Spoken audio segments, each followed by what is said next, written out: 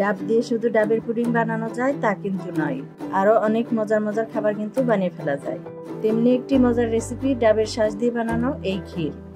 এই ক্ষীর বানাতে নিচ্ছি 1 কাপ ডাবের শাঁস, সাথে দিচ্ছি 1 কাপ ডাবের পানি।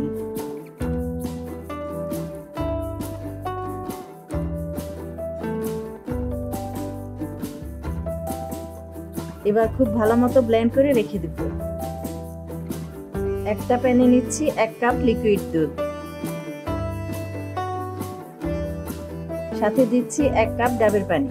এই রেসিপির জন্য ফ্রেশ ডাবের পানি আর ডাবের শাঁস ব্যবহার করতে হবে। আগে থেকে পানি বের করে অথবা শাঁস বের করে ফ্রিজে রেখে রান্না করলে একদম ভালো লাগবে না। নেড়ে মেশানোর পর দিচ্ছি 1 কাপ নারকেলের দুধ।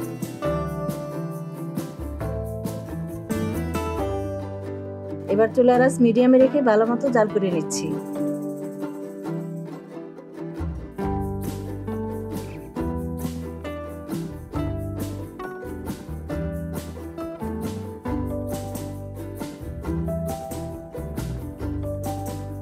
জাল হয়ে ঘন হয়ে আসলে দিচ্ছি 2 টেবিল চামচের একটু বেশি চিনি।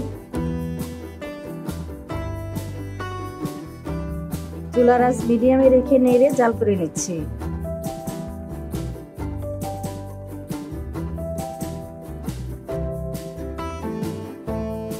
দুধ জাল হয়ে ঘন হয়ে আসলে দিয়ে দিচ্ছি ব্লেন্ড করে রাখা ডাবের শাঁস। চুলার আঁচ মিডিয়ামে রেখে নেড়ে জাল করে নিচ্ছি। ঘন না হয়ে আসা পর্যন্ত নেড়ে জাল করে নেব।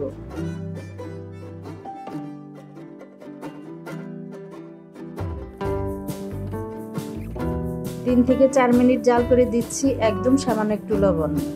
ভালো মতো নেড়ে নেড়ে জাল করে ঘন করে নিতে হবে। দেখবেন খুব সুন্দর একটা ডাবের গন্ধ বের হতে থাকবে।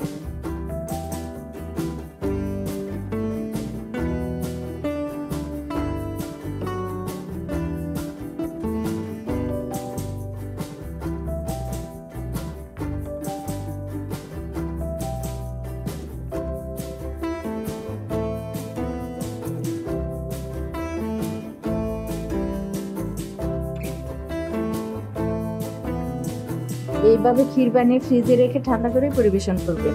দেখবেন খাওয়ার সময় মনটা ঠান্ডা হয়ে যাবে। ঘন হয়ে আসলে ভালো মতো ঠান্ডা করে পছন্দ মতো বাদাম দিয়ে পরিবেশন করে নিচ্ছি। ভালো লাগলে শেয়ার করে রাখবেন। ভালো হোক মন্দ হোক কমেন্ট করে জানাবেন। আর পেজটা লাইক দিয়ে রাখলে নতুন নতুন রেসিপি খুব সহজেই পেয়ে যাবেন। ভালো থাকবেন, সুস্থ থাকবেন। আল্লাহ হাফেজ।